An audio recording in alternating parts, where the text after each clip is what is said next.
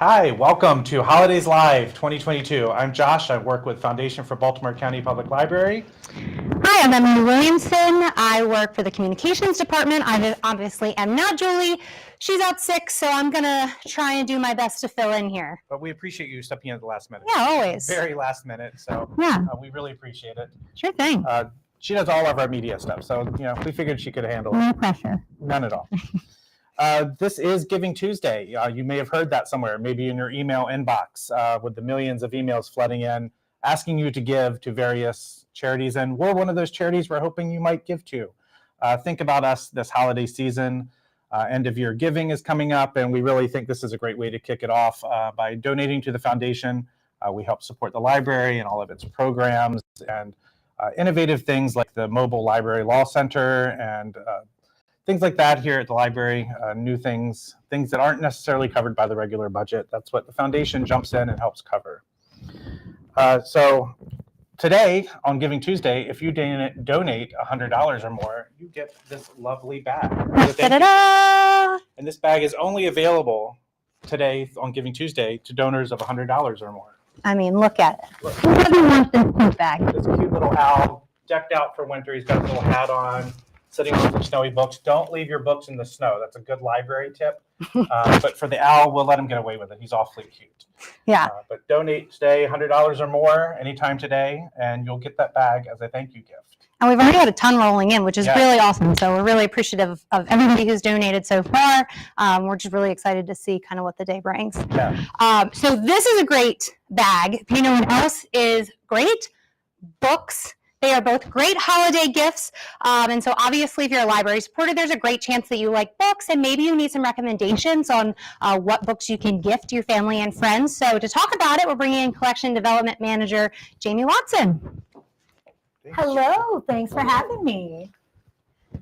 Well, I'm going to divide my books today into 3 categories: words, pictures, and sounds. So to start with words, we have spine poems. This is one of the most perfect gift books you could have. It's cute and clever, but it is inspiring because it'll inspire you to make your own spine poems. So what's a spine poem? You don't need a book, but obviously in the library we have lots of books to choose from, so it's pretty easy to make a spine poem. But it's just a way, it's called like a collage poem where you can take book spines or newspaper headlines or anything and make your own poem. This book is full of them for inspiration. I have a friend who uses Nextdoor headlines to make her own spine poems. Here's one Kristen in our department made right before I came down here. It says, "How to turn into a bird, weightless flight. The sense of wonder." So spine poems will keep giving all year long. For kids, but really for adults too, is Marshmallow Clouds. 2 poets at play among figures of speech by Ted Kooser and Connie Wanek. Kids will love the poems. Adults who love words will be able to see how they've really used figures of speech, and they divide it into earth, air, fire, and water. To teach poetry to younger kids, like elementary school age kids. Beautiful illustrations. It will really reward rereads. And I love this book so much, I'm going to read you one of the poems.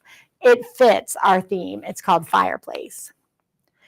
We keep our fire safe in a playpen where we feed it, mostly leftovers from the woods, and fire is a good eater, tasting everything. It can grow quickly, gnawing on each new log. Then, like a happy wolf pup, it howls. It has no stomach, though, so fire is never full, never satisfied. That's why, no matter how much it begs, we must never set it free. So that is Marshmallow Clouds. Moving on to pictures. Beautiful.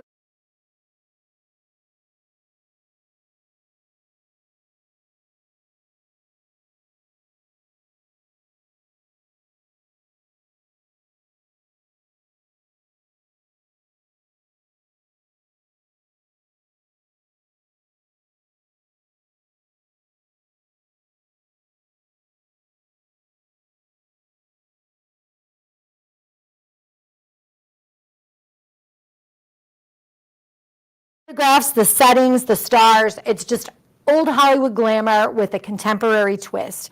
Movie buffs will enjoy trying to figure out what the scene is, and anyone that likes contemporary cinema and television will really like seeing their stars in a new light. Next in pictures is a picture book called Choosing Brave, How Mamie Till Mobley and Emmett Till Sparked the Civil Rights Movement. I've included this in pictures because this is an example of a picture book that is geared at elementary school age readers, but the art is so beautiful and the story is so powerful that I think anyone of any age would consider this a powerful gift book to have. Angela Joy writes the language. She uses poetry and poetic language to tell Mamie's story. Now, obviously, we know Mamie because of Emmett, but Mamie was a real powerhouse, and this really captures her. She shares these facts using creative language, but it's not, a straight bio. It's really more impressionistic, which sometimes can be helpful with a story that's as visceral as this. But I included it in pictures because the illustrations, as you can see from the cover, are amazing. They're cut paper.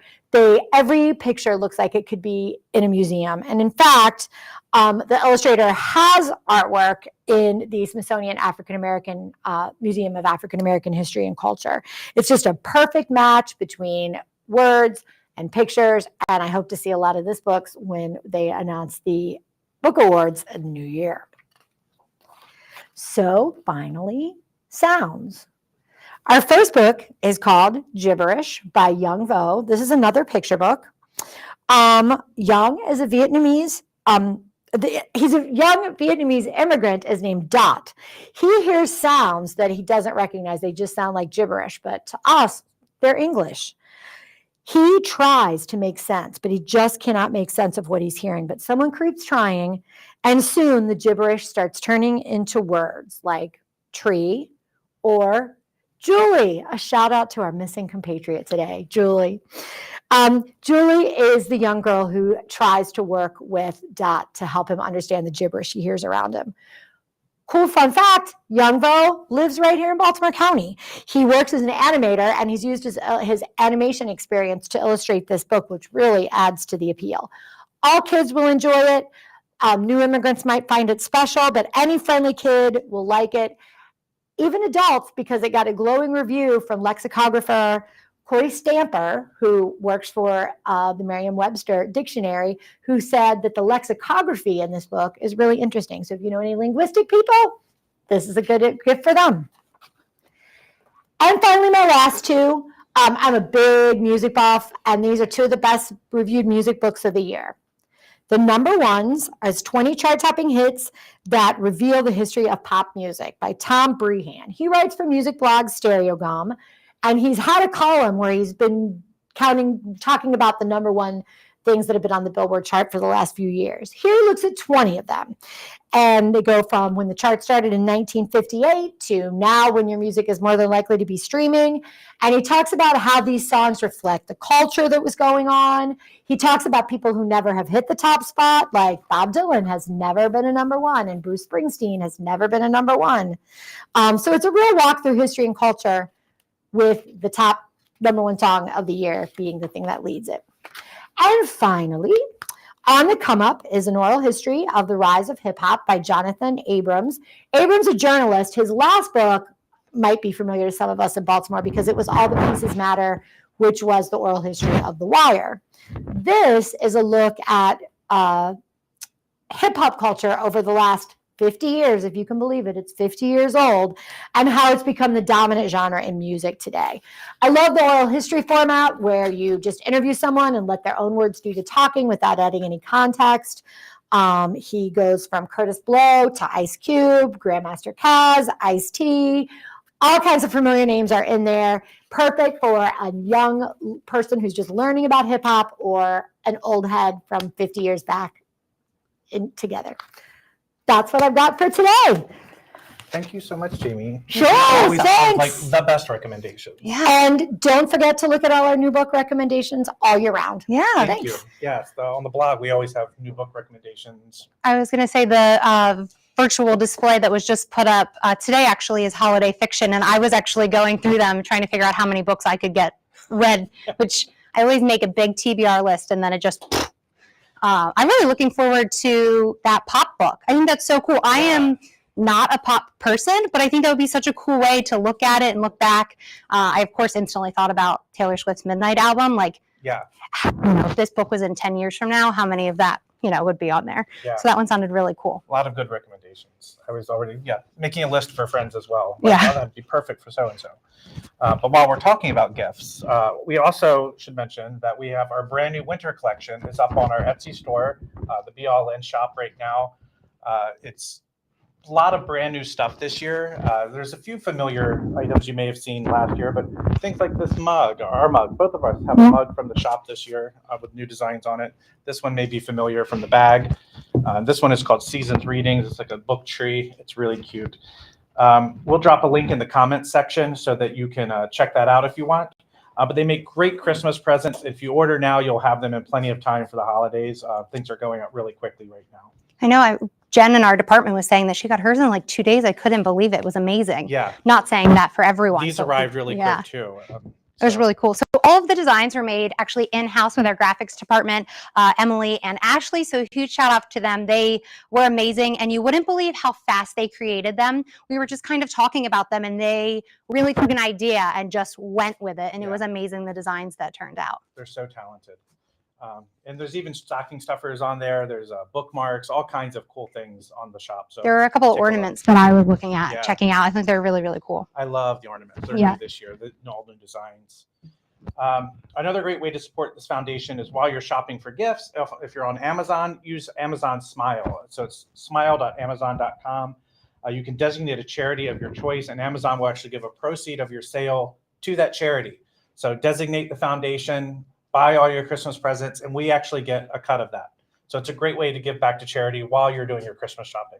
Yeah, that's really, really awesome. Okay, so speaking of holidays, New Year's is just around the corner. It might not seem like it, but as soon as you blink, it'll be here. We have a lot of really exciting things happening for Baltimore County Public Library in 2023. We do, like the renovation of the Catonsville branch, which is our next big renovation. We just renovated Reisterstown this year, or no, that was last year. We finished it last year, but it's still brand spanking. It still has that new library smell. It does. But Catonsville is the next one up. And our next guest knows all about what changes to expect for that. Welcome, Catonsville Branch Manager, Sarah Jane Brunson. Come on in, Sarah Jane. Thanks for joining us. Thanks for having me. Hi. So we're so glad that you're here. What are you most excited about for this branch? How excited are you?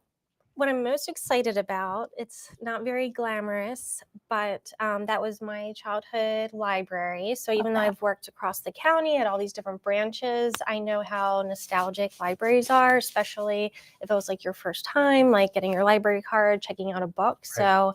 So 20 years later, it's nice to see it get a refresh. It gets so much use, especially the meeting room, the carpets, some of the facilities are really like worn. So I'm really excited about having it just be a gorgeous branch. Yeah. And it's an old building. It's ready for a little facelift, little update. So it was built in 1963. Okay. And it's had some systematic upgrades since then, but the whole layout is basically the same as from like 1963. Right. So since it's my childhood library, I'm so excited that the brick's going to stay the same on the outside. Yeah. So don't worry. Some of the collections are going to be in the same location, but it's just going to be so much lighter. There's going to be brand new lighting, LED lighting. James Cook, who's our Chief Operations Officer, he's in charge of all of the renovations, and he does such a wonderful job with all of the color and really just making it like a vibrant place that the community deserves. And feel modern. It feels like more welcoming. Like you were saying, that new library smell. It's going to have it. It's going to be really exciting. So give us a little bit of information about when it's scheduled to start. How long should it last? Just a little bit, kind of a timeline for us. I'm so excited because we've had a couple hiccups along the road, which happens with any renovation. So right now we're slated to close early February. So nothing is set in stone. That's really important. So we have the final date. But then construction would begin early March, maybe like around March 14th, 17th, but no dates are final. Right. And then we'll be closed for 12 to 14 months. Awesome. I mean, That's nothing's exciting. ever set in stone Right. with the construction stuff. It's always takes longer than you think, or something comes up you don't expect. Yeah. But I think it'll be about a year is what they think. Yeah. Okay. That's exciting. And I feel like as soon as it starts happening, then the countdown clock is on, which will be Things really are definitely exciting. speeding up. Yeah, Yeah. exactly. Mhm. I feel like March will be here before you know it. I don't even Right. know where 2022 went. So Seriously. March will be here in no time. Okay, so tell us about what kind of planning goes into a huge renovation like this. Well, a lot of the planning for this one already happened before I got there about 3.5 years ago. So I was just looking at an old article from 2015 in the Baltimore Sun about Catonsville's like upcoming like renovation. I was like, wow, it's like 2022, soon to be 23. And it's just, I'm so excited for it to happen. So for planning, you definitely want to look at what services the community needs now, but also what they're going to need in the future. Right. So we're going to have like a laptop bar, workspaces, especially with the pandemic. You see that customers really want to have that third space to get out of the house with the family or on your own. So just really anticipating like the future. And I feel like the past couple renovations have done an excellent job of that. That's really exciting. Awesome. I mean, this renovation is going to cost more than $6 million. I think it's like 6.29 or something like that. So what are we getting with that? You mentioned the lighting, and I know they're doing like HVAC, those kind of like those kind of needed, necessary things. But what exciting things are we getting? Well, we see so many teens every day, from St. Mark's to Catonsville High School. We have an anime club that gets together, but we do programming like every day for teens, especially like over like the summer. We're Right. like that third place. So we're gonna have a dedicated teen area. They have one now, but this one's a little bit more fancy with like Right. module chairs. So flexibility, them being able to like create the space how they want to have it created is so important. And then also like gaming, there's going to be some cool tech in there. So we on the first floor. So that's the first thing. And then the second thing I'm really excited about is we're going to have 2 recording studios in the basement. So it's going to be a brand new service from BCPL, similar to the Artsy Hive in Hereford. Hereford. Right. And then at Reisterstown, they have the preservation station, which I'm so excited to get my hands on. If you haven't Yeah. checked it out, it is beautiful. They maintain like the old building. It's cozy, but like kind of beachy and outsidey at the same time. But you can record your own like VHSs. So cherished ones that I have, I can like bring in and then record to like love it for all times in a new medium. So ours is going to be the recording studio. So you obviously think Music Town, USA, Catonsville, Right. bluegrass, guitars, singing, all of that. But there's a lot of potential to do like citizen journalism, podcasting. So really putting that technology in the hands of the community for free. That's amazing. So there'll be recording booths, and then you have like, will there be like a mixing There'll be studio as well? 2 mixing booths connected, and then like a little room in the middle. So after you're done like doing your stuff, you can meet with others to like work it out and to like really collaborate. That's really I think awesome. that's really cool. I know we talk a lot about now how the library is so much more than books, and this is such a great example about how we're giving the community what they want and what they need. I think that's really, really exciting. Yeah. Where is that going? That's going to be on the lower level Okay. of the library. So you have the first floor, and then it's going to be in the basement. I think the sound is going to be excellent. We're working on a service model now. I think the hope would be for it to mirror what we've done with the 3D printer, where we really want new users that think that they can't learn recording, can't use 3D printing, and we'll like really like break down like the basics. So you might have a concept of a song, but you have like no experience. We can show you how to start it, stop it, and walk away with like a finished product. That's amazing. That's- So you'll have training that's and so everything cool. with your staff. Yes. That's incredible. Yeah. That's awesome. And it's awesome That's that really it can be available to anyone, which is so Everyone, cool. yes. Yeah. I think that's so For cool. free. Right. Where else can Yeah. you get that? That's something that's so amazing about the library.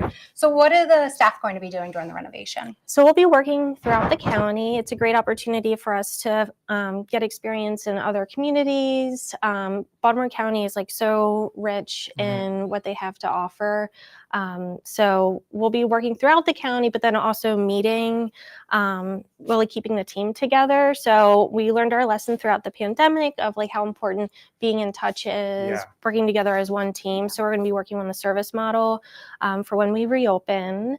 But now we have like the really awesome end goal of a beautiful building Right. for being closed. And then we'll also be embedded in the community doing different levels of outreach. So we'll still be very present in Catonsville. That's That's awesome. awesome. That's awesome.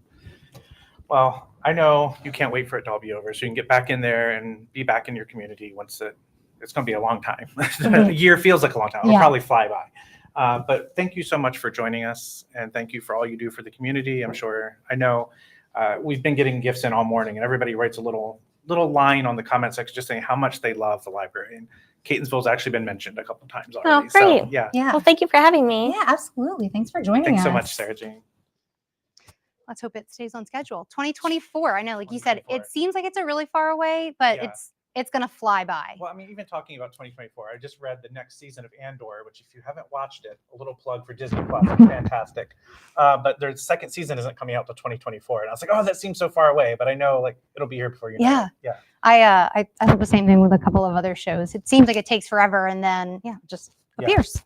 But these capital improvements that we're doing, like the Reisterstown and Catonsville up next, they're always ongoing because we are such a big system. We have so many buildings, and so Yeah. many of them, like Catonsville, are older. Yeah, so we have 19 branches, and the average age of them is like 48 years old. And Right. so obviously we need some upkeep there. But we also, as we mentioned just a little bit ago, we want to make them 21st century library feels and really put in things that are going to give you that more modern library. With those amenities and services like we were talking about with the recording studio, the preservation station, Yeah. things like that. The next branch in the pipeline after Catonsville, and this is like a little sneak peek, but the next one down the road is Woodlawn, and there's a big, huge renovation being planned for that. And we'll be talking about that more when it gets closer, because that's probably not even starting until, I'm going to guess, 2024, because we have to kind of finish one before we move on to the next. So before we talk about 2024 or Right. 2023, let's head on back to 2022, November 29th, shall we say, and talk about Giving Tuesday. Don't forget that if you donate $100 today only, you're going to get this tote bag. It is so cute. Everybody needs one. So $100 donation, you'll get this tote bag. And then you'll also join our BLN crowd. Yeah, if $75 or more makes you an automatic member of our BLN crowd, which is our membership program at the foundation. There's a lot of like little extra things you get by being a member. Yeah. Some things are tangible, like you might get another tote bag or a journal. You also get tickets to some of our events at various levels, like Toast Among Ghosts and things like that. Let me give a shout out to a couple people who've given while we've been on the air. Hey, so exciting. There's Julie Saxemeyer. We know that lady. She would usually be standing here next to me. Yeah. Emily's doing a great job filling in, but we do miss Julie. Thanks, Julie, for giving. Thanks, Julie. We've also got Lynn Davies. Thank you, Lynn, for donating. We really appreciate you. Let's see a couple more people. We've got Shirley Cook, Cheryl Descipio. I'm sorry if I just mangled your name. Ellen York. We just appreciate all of you. We'll shout out a few more at the end, but we really do keep those gifts coming in. We've got plenty of bags for you guys. Yeah, thank you guys so much. And like we said, it's $100 today only. It is important to note that you're only going to get this today. It's not on our Etsy shop, which we mentioned earlier. So these tote bags are only available today. And kind of like we said a little bit earlier, they're also great gifts. I know that reusable shopping bags are really, really popular. You could put gifts into whatever holiday you want in there, just kind of clamp it together and you're good to go. So they're great for lots of reasons. Lots of things. Yeah. They're so useful. I have a whole pile of them that I use for everything. Yeah. I just keep them in my car. Yeah, that's a good Pull them idea, out. too. Yeah. Yeah. I use them now for grocery shopping because I live in the city, so the whole bag fiasco there. So they're really useful for that. But can you believe we're already to our final guest? I know. Time is flying. It really does. It is flying. When you're having fun on the holiday live. Exactly. Our last guest is here to talk about a service that we offer here at the library. There's really great. It's an everyday example of the way libraries are helping bridge the digital divide, which we could talk a little bit more about what that is. But what do you do if you get a new phone or an e-reader or some other new device for the holidays and you don't have any idea how to use it? Yeah. We've got you covered. Michelle Capers is a librarian at our Solars Point branch. Thanks for joining us, Michelle. Hello. Thank you for having me. Absolutely. So I'm going to put you on the spot. I know we kind of had some last minute changes with our casting. You're a librarian and you're here to talk about My Librarian. But first, could you help us explain what the digital divide is? Sure. So the digital divide is basically saying that everyone does not have equal or equitable access to technology, the internet services. They don't have access to smartphones or laptops and things like that in their home. It's Right. most prevalent in schools. You see it in school systems where schools that are not as funded as others, the children, they fall behind in their education because they don't have those resources. We also see it in early childhood education where children who don't have that access, like television, small things like that. It could be just as small as watching a favorite show and they don't have access to it. And so the goal in bridging the digital divide is so that everyone can have that access, whether they're at home or in the library. And I think the library is doing a really big effort to make sure that everyone has the same access to all of our services. Yeah, I agree. Absolutely. Yeah, one of our guests was originally scheduled to be with us today is Alex Huff, who is the manager of our Digital Equity and Virtual Services Department. Nailed it. Nailed it. And Alex was going to talk a lot in depth about a lot of the stuff that we're doing here at the library to really kind of bridge that divide, access like hotspots and Chromebooks that have internet already on them. You can take them home and use them for, homework or just to check your email, even little simple things like that. Yes. But you're here to talk specifically about My Librarian, which is a very specific example of a way we're helping people here at the library. So what even is My Librarian?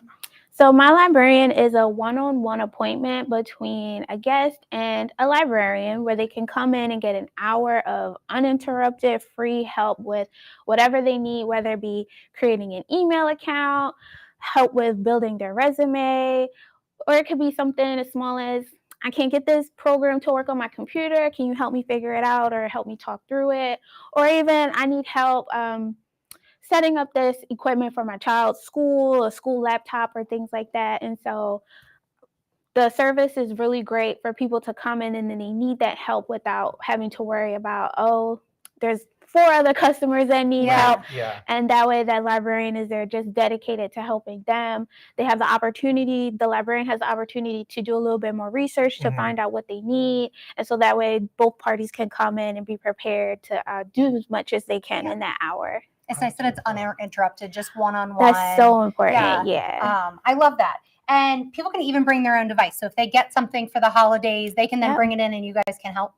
Absolutely. It's highly encouraged. Absolutely. It's, the more we can see it and we can kind of work through it together, we can show you exactly what we're doing. We do offer My Librarian appointments virtually as well. We can do them over Zoom or over the phone. But we find that in person is such a big help, especially when you get to see right in front of you what you need help with. And so we really encourage, if it's your phone, if it's your laptop, I mean, I would not recommend bringing your desktop computer. It's kind of heavy, but whatever you have, your tablet, your Kindle, if you need help setting up your cloud library or your Libby app and you're just not sure you're doing it right, bring it in. We'll be more than happy to help. That's awesome. I love that. Yeah. Okay, so we talked obviously a lot about devices, but what else can you help with in My Librarian? So My Librarian, we really try to just be a service. There are some things that, as librarians, we can't do, but we really try to make sure that we just keep the door open. So for example, we might not be able to give legal advice, but we can help you find a lawyer. We can help you find resources. We can help you find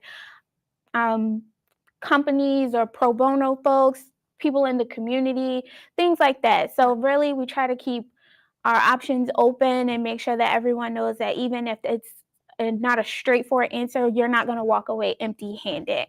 And we definitely encourage folks to come back. If you feel like you did steps 1, 2, and 3, and you're not sure what to do next, come back, make another appointment. You can make your appointments right on our website at bcpl.info, or you can call your local branch and they'll make it for you over the phone.